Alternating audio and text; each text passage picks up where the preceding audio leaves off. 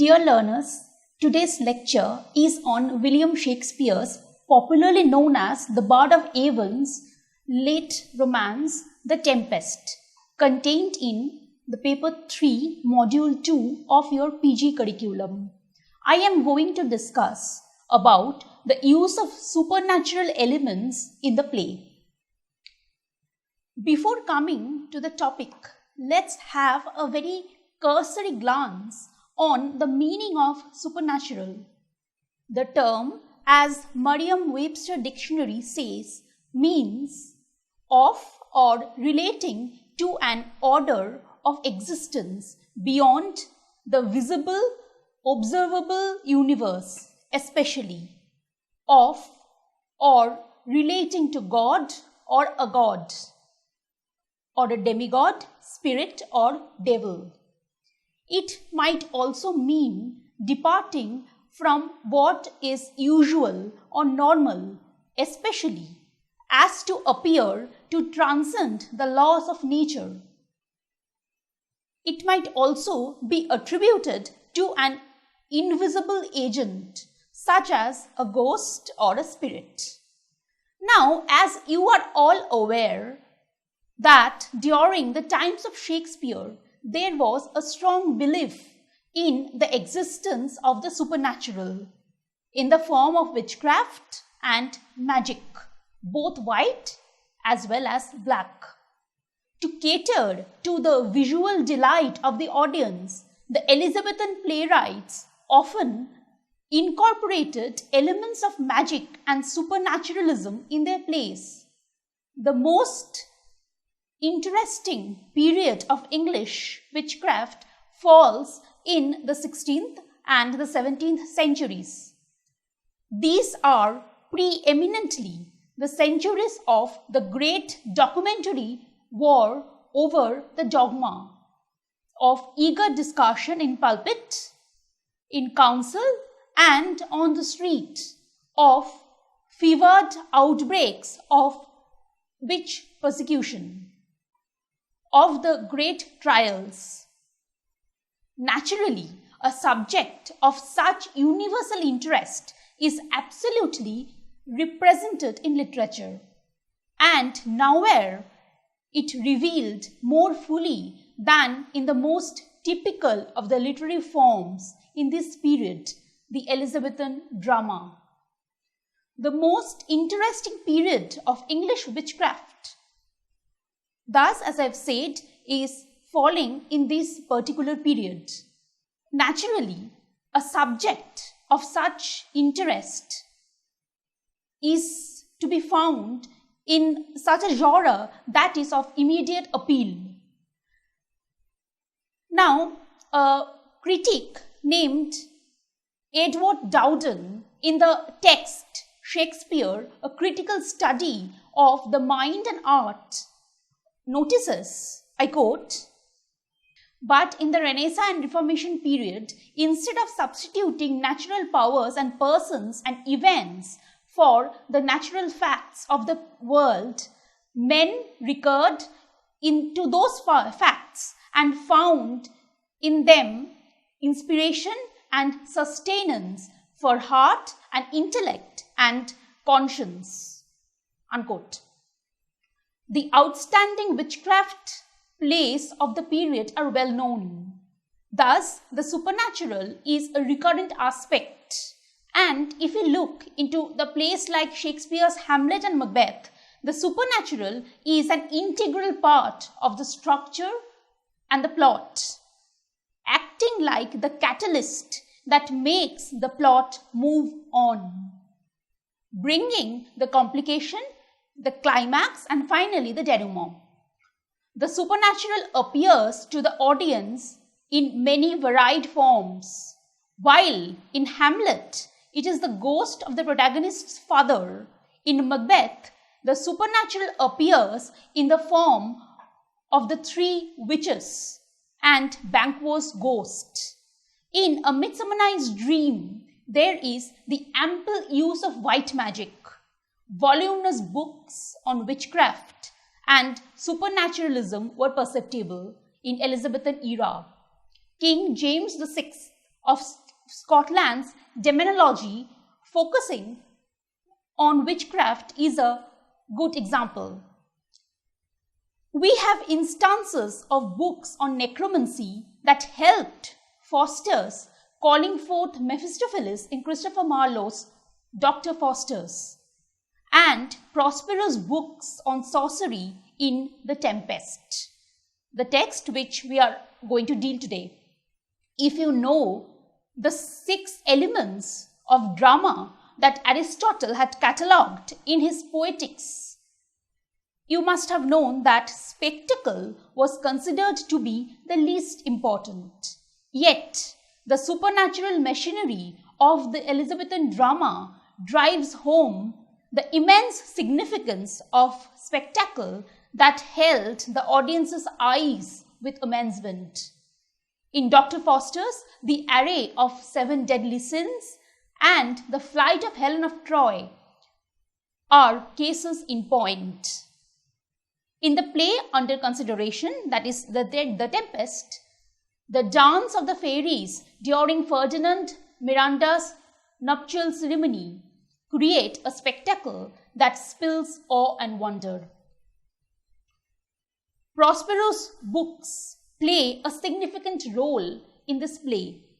They are the source of Prospero's magic, and as he makes it clear that had not the kind-hearted, benevolent Gonzalo stuffed his boat with books from his own library, he wouldn't have survived, because books were the only things prized over his own kingdom, which is why Caliban says that Prospero is completely vulnerable without them. I quote the lines of Caliban from Tempest.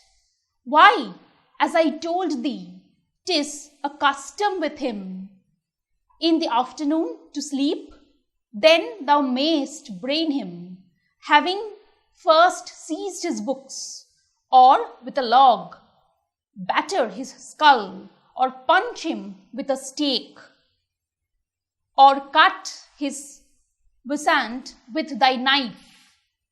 Remember first to possess his books, for without them he is but a sot, as I am.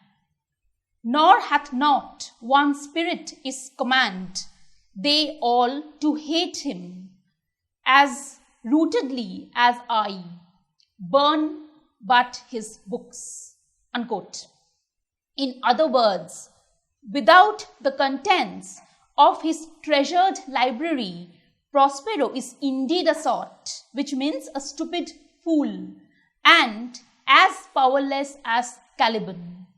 When Prospero says he is going to retire from the magic business, he promises, "I will drown my book." Books were the sources of exercising supernatural feats and consequently yielding the scholar with power, not to eradicate the darkness as much as the knowledge of the tactics to dominate the ignorant and the servile, and the pleasure of omnipotence. The texts of the Renaissance are rife with ample examples of the paradoxes of knowledge, which ultimately led to the downfall of knowledge seeker. Faustus was haunted by the fear of selling his soul to Lucifer in lieu of 24 years of delving into the depth of necromancy and finally being torn into pieces. Burning the books was the Renaissance leitmotif of giving up the knowledge that subverted the divine laws. Faustus gave it up too late until he was perpetually damned. Caliban plots against Prospero to seize the books, to take away his power, but Prospero gives it up himself when his mission is accomplished. This is evident in his epilogue. I quote, "Now my charms are all overthrown, and what strength I have is my own, which is most faint Now 'tis true, I must be here confined by you, or sent to Naples. Let me not, since I have my dukedom got, and pardoned the deceiver, dwell in the bare island by your spell, but release me from my hands with the help of your good hands. Gentle breath of yours my sail must fill, or else my project fails, which was to please. Now I want spirits to enforce, art to enchant, and my ending is despair, unless I be relieved by prayer, which pierces so that it assaults mercy itself and frees all faults. As you from crimes would pardoned be, let your indulgence set me free. Unquote. Hence, it is evident that the knowledge in supernaturalism that Prospero had mastered, which made him master Ariel, was confined within the books. And losing his mastery on sorcery, he would be as negligible as Caliban, potentially to be enslaved by Ariel. The spirit whom he had saved from a cruel witch's captivity enslaved him as his servant to carry out different orders, remaining unseen by those on whom he carried out those magic feats, was in reality more powerful than Prospero, he being a supernatural machinery, while Prospero an ordinary human being. The Hegelian master-slave dialectics is thus evident in the Prospero-Ariel relationship.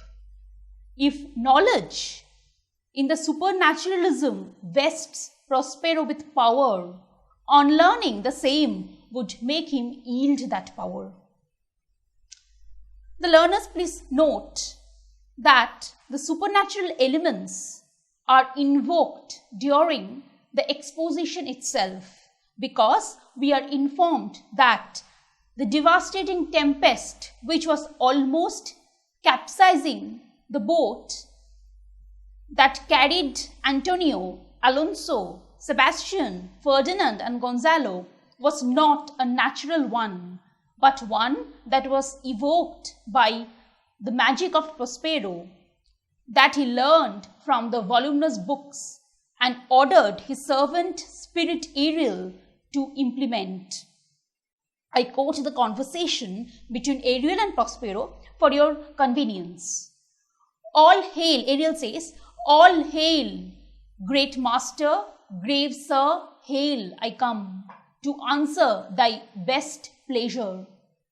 Be it to fly, to swim, to dive into the fire, to ride on the curled clouds, to the strong bidding task, Ariel and all his quality. Prospero replies, how hast thou, spirit, performed to point the tempest that I bade thee? Ariel is a bodiless spirit that seeks pleasure in carrying out mischiefs, yet remaining unseen. He reminds us of the supernatural element in Shakespeare's another comedy, A Midsummer Night's Dream, where the fairy messenger Puck carried out the order of his master Oberon. The orders as a human as making couples fall in love with each other, or as ends as making the queen dote on a donkey simply with the help of a juice of a flower. The supernatural agents of Shakespeare are continuously found to be intervening into human affairs. Ariel was eavesdropping on the discussion amongst Caliban, Stefano and Franculo.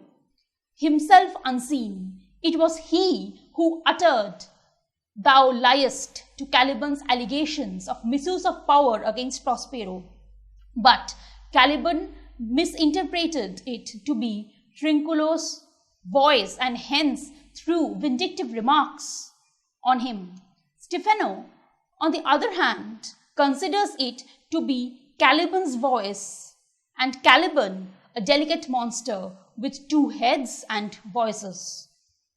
From the confusion that Ariel creates with his unseen presence, you must be reminded of the confusion and the exhaustion that Puck created for the Athenians Lysander and Demetrius in A Midsummer Night's Dream, when the twos were preparing for a duel. Ariel's job of arousing a tempest to separate the noblemen, holding them captive and bringing to Prospero, even confining Caliban and making it sure that the seas are calm when the noblemen return to Milan and Ferdinand and Miranda to Naples after reconciliation under Prospero's tutelage, drive home the Elizabethan dramatists' favorite trend of controlling natural and human activities by supernatural agents.